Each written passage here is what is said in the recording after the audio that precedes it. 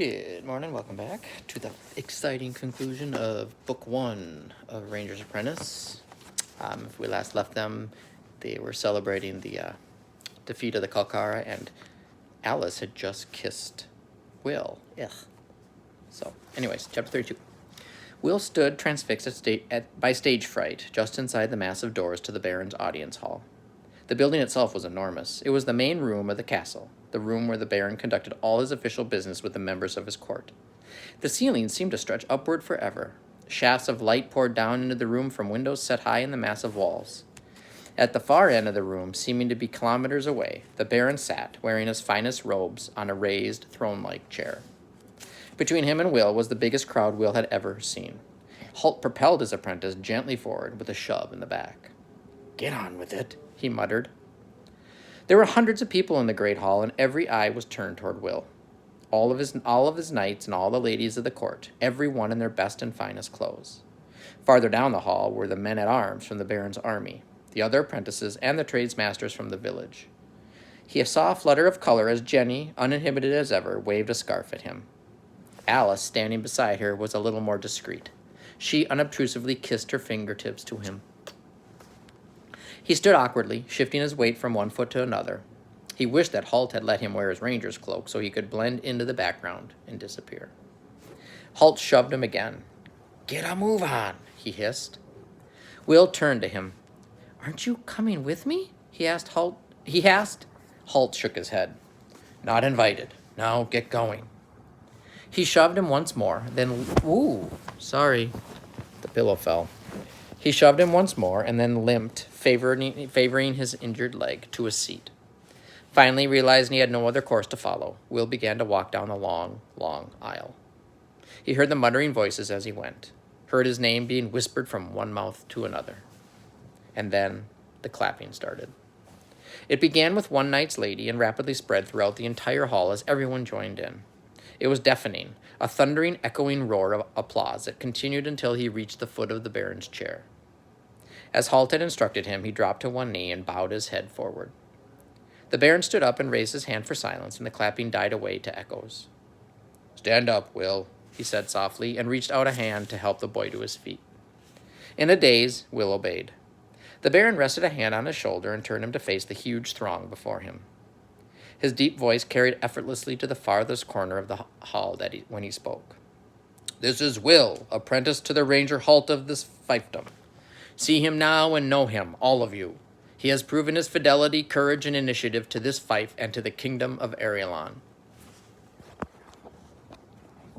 There was a murmur of appreciation from people watching. Then the clapping began again, this time accompanied by cheering. Will realized the cheers had begun in the section of the crowd where the battle school apprentice warriors stood. He could make out Horace's grinning face leading the chorus. The Baron held up a hand for silence, wincing as the movement brought a pain to his cracked ribs and the carefully bandaged and sutured gashes in his back. The cheering and clapping slowly died away. "Will," he said in a voice that echoed to the farthest corners of the massive room, "I owe you my life. There can be no thanks adequate for that. However, it is in my power to grant you a wish that you once made of me." Will looked up at him, frowning. "A wish, sir?" he said, more than a little puzzled by the Baron's words. The Baron nodded. "I made a mistake, Will. You asked me if you could train as a warrior. It was your wish to become one of my knights, and I refused you. Now I can rectify that mistake. It would do me honor to have one so brave and resourceful as one of my knights. Say the word now, and you have my permission to transfer to the battle school as one of Sir Rodney's apprentices." Will's heart pounded in his ribs. He thought how all his life he had yearned to be a knight. He remembered his deep and bitter disappointment on the day of the choosing, when Sir Rodney and the Baron had refused his request. Sir Rodney stepped forward, and the Baron gestured for him to speak. "My lord," said the battlemaster, "it was I who refused this boy as an apprentice, as you know. Now, I want all here to know that I was wrong to do so. I, my knights, and my apprentices all agreed that there could be no more worthy member of battle school than Will." There was a great roar of approval from the assembled knights and apprentice warriors. With a slithering clash of steel, they unsheathed their swords and clashed them together above their heads, shouting Will's name. Again, Horace was one of the first to do so, and the last to stop. Gradually, the tumult died down, and the knights resheathed their swords. At a sign from Baron Erold, 2 pages stepped forward, bearing with them a sword and a beautifully enameled shield, which they laid at Will's feet. The shield was painted with a representation of a fierce boar's head.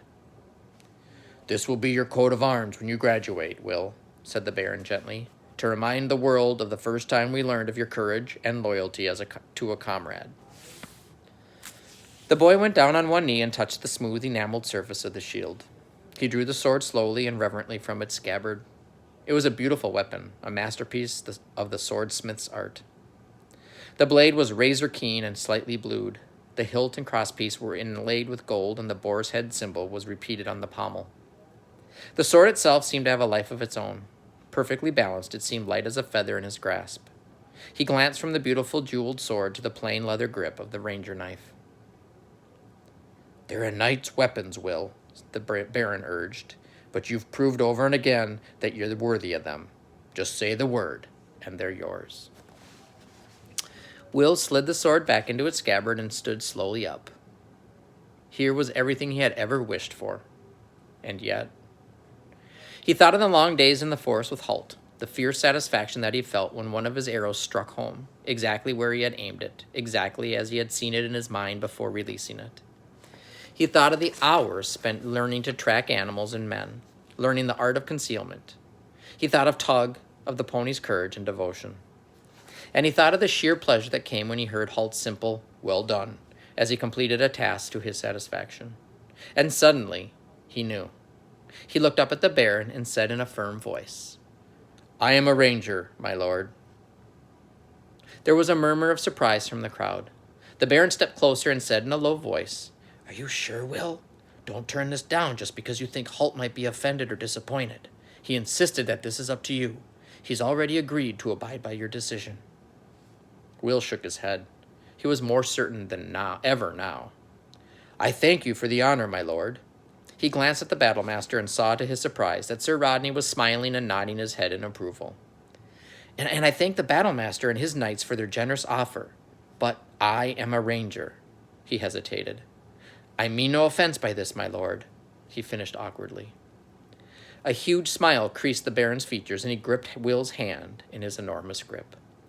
"And I take none, Will, none of it at all. Your loyalty to your craft and your craftmaster does honor to you and to all of us who know you." He gave Will's hand one final firm shake and released him. Will bowed and turned away to walk down that long, long aisle again. Again, the cheering started, and this time he kept his head high as the cheers rolled around him and echoed to the rafters of the great hall. Then, as he neared the massive doors once more, he saw a sight that stopped him in his tracks, stunned with surprise.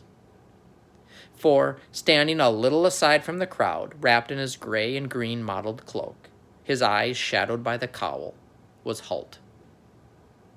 And he was smiling. Dun, dun, dun. So that's the end of the book, but there's an epilogue, which is kind of the ending, like the last chapter. Later that afternoon, after all the noise and celebrations had died down, Will sat alone on the tiny veranda of Halt's small cottage. In his hand, he held a small bronze amulet shaped like an oak leaf, with a steel chain threaded through a ring at the top. "It's our symbol," his teacher had explained as he handed it to him after the events at the castle. "The ranger's equivalent of a coat of arms." Then he fumbled inside his own collar and produced an identically shaped oak leaf on a chain around his neck. The shape was identical, but the color was different. The oak leaf Halt wore was made of silver.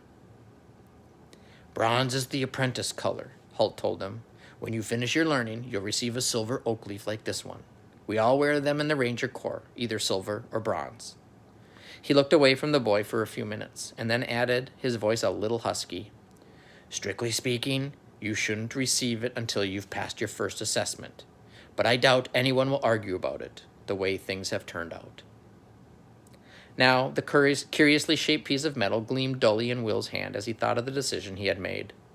It seemed so strange to him that he had voluntarily given up one thing that he had spent most of his life hoping for, the chance to go through battle school and take his place as a knight in Castle Redmont's army.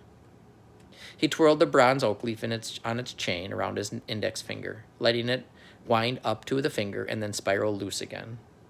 He sighed deeply. Life could be so complicated. Deep within himself, he felt that he had made the right decision, and yet, way down deeper still, there was a tiny thread of doubt. With a start, he realized that there was someone standing beside him. It was Halt. He recognized as he turned quickly.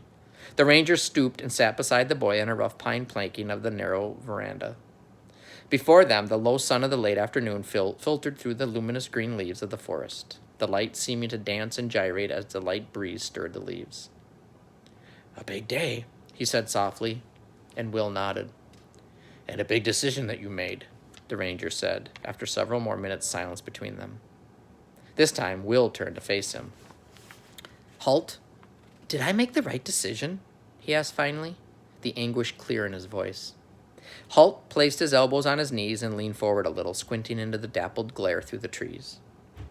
"As far as I'm concerned, yes. I chose you as an apprentice, and I can see all the potential you have in that role. I've even come to almost enjoy having you around and getting you under my feet," he added, with the barest hint of a smile. "But my feelings, my wishes aren't important in this. The right decision for you is the one you want most." "I always wanted to become a knight," Will said, and then realized with a sense of surprise that he had phrased the statement in the past tense. And yet he knew that a part of him still wanted it. "It is possible, of course," said Halt quietly, "to want two different things at the same time. Then it just becomes a choice of knowing which one you want most."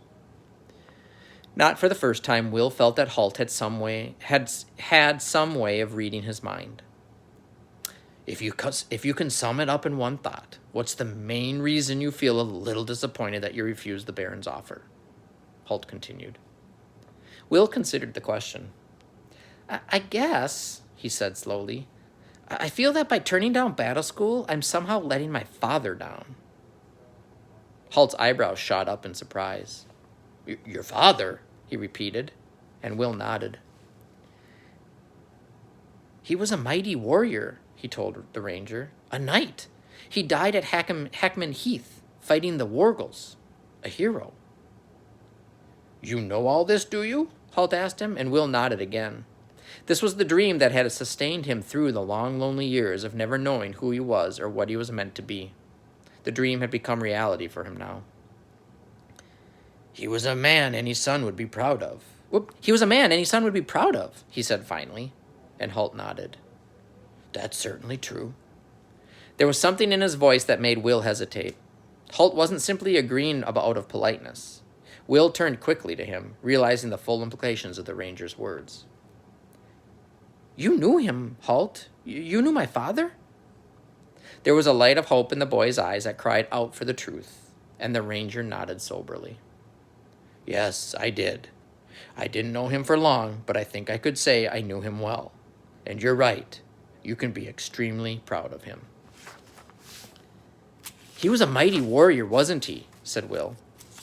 "He was a soldier," Halt agreed, "and a brave fighter." "I knew it," Will said happily. "He was a great knight." "A sergeant," Halt said softly, and not unkindly. Will's jaw hung open. The next words he had been about to say frozen in his throat. Finally, he managed, in a confused voice, A sergeant?" Halt nodded. He could see the disappointment in the boy's eyes, and he put an arm around his shoulders. "Don't judge a man's quality by his position in life. Your father, Daniel, was a loyal and brave soldier. He didn't have the opportunity to go to battle school because he began life as a farmer. But if he had, he would have been one of the greatest of knights." "But the boy began sadly. The ranger stopped him, continuing in that same kind, soft, compelling voice. "Because without taking any of the vows or the special training that knights have, he lived up to the highest ideals of knighthood and chivalry and valor. It was actually a few days after the battle at Hackman Heath, while Morgrath and his Wargles were fighting their way back to Three-Step Pass. A sudden counterattack took us by surprise, and your father saw a comrade surrounded by a troop of Wargles. The man was on the ground and was within a second of being cut to pieces when your father took a hand." The light in the boy's eyes had begun to shine again. "He did?" Will asked, his lips just framing the words, and Holt nodded. He did. He left the safety of the battle line and leaped forward, armed only with a spear. He stood over his injured comrade and protected him from the Wargles. He killed one with the spear, then another smashed the head of the spear, leaving Daniel with only a spear shaft. So he used it like a quarterstaff and knocked down 2 others, left, right, just like that. He flicked his hand to the left and to the right to demonstrate. Will's eyes were intent on him now, seeing the battle as the ranger described it. He was wounded then, as the spear shaft broke under another attack. It would have been enough to kill most men, but he simply took the sword from one of the Wargles he had killed and struck down 3 more, all the time bleeding from a massive wound in his side. 3 of them? Will asked. 3. He had the speed of a leopard, and remember, as a spearman, he had never really trained with a sword. He paused, remembering that day so long ago. You know, of course, that there is almost nothing that Wargles fear. They're called the Unminded Ones, and once they begin a battle, they almost always finish it. Almost always? This was one of the few times I saw Wargles afraid. Almost always. This was one of the few times I saw Wargles afraid. As your father struck out to either side, still standing over his wounded comrade, they began to back away. Slowly at first, and then they ran. They simply turned and ran. I have never seen any other man, no knight, no mighty warrior, who could send Wargles running in fear. Your father did. He may have been a sergeant, Will, but he was the mightiest warrior I ever had the privilege to watch.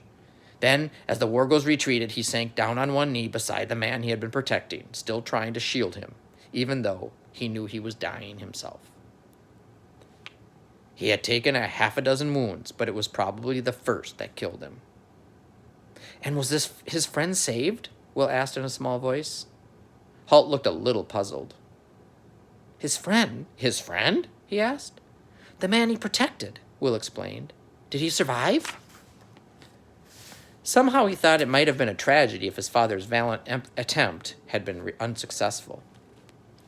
They weren't friends, said Holt. Up until that moment, he had never laid eyes on the other man. He paused and then added, nor I on him. The significance of those last 4 words sank deep into Will's consciousness. You? He whispered. You were the man he saved? Holt nodded. As I said, I only knew him for a few minutes, but he did more for me than any other man before or since. As he was dying, he told me of his wife and how she was back at the farm alone with a baby due any day. He begged me to see that she was looked after. Will looked at the grim, bearded face he had grown to know so well. There was a deep sadness in Holt's eyes as he remembered that day. I was too late to save your mother. It was a difficult birth, and she died shortly after you were born. But I brought you back here, and Baron Harold agreed that you should be brought up in the ward until you were old enough to become my apprentice. But all those years, you never... Will stopped, lost for words. Holt smiled grimly at him. I never let on that I had placed you in the ward. No, think about it. People are strange about rangers. How would they have reacted to you as you grew up, wondering what sort of strange creature you were? We decided it would be better if nobody knew of my interest in you. Will nodded. Holt was right, of course. Life as a ward had been difficult enough. It would have been far more so if people had known he was somehow connected to Holt. So you took me as your apprentice because of my father? Said Will. But this time Holt shook his head. No, I made sure you were looked after because of your father. I chose you because you showed you had the abilities and the skills that were needed, and you were also seemed to have inherited some of your father's courage. There was a long, long silence between them as Will absorbed the story of his father's amazing battle. Somehow, the truth was more stirring, more inspiring than any fantasy he could have ever made up over the years to sustain himself. Eventually, Holt stood up to go, and he smiled gratefully up at the grizzled figure, now silhouetted against the sky as the last light of the day died. I think my father would be glad I chose the way I did, he said, slipping the bronze oak leaf on his chain over his head. Holt merely nodded once, then turned away and went inside the cottage, leaving his apprentice to his own thoughts. Will sat quietly for some minutes. Almost unthinkingly, his hand went to touch the bronze oak leaf symbol hanging at his throat. Faintly, the evening breeze carried the sounds of the battle school drill yard to him, and the nonstop hammering and clanking from the armory had been going on night and day for the past week. They were the sounds of Castle Redmont preparing for the coming war. Yet strangely, for the first time in his life, Will felt at peace. Bum, bum, bum. So that's an interesting twist. Now we know kind of where he came from at that last chapter of the book. That's it. That's the first book. So now we had to decide what's our next read aloud going to be. I'll have some choices for you probably tomorrow, probably today as you watch this. There'll be probably a Schoology poll that you need to take. I haven't decided if I'm going to put book 2 in the mix or not. Book 2 is my favorite of the whole series, so we'll see. Have a good day, you guys.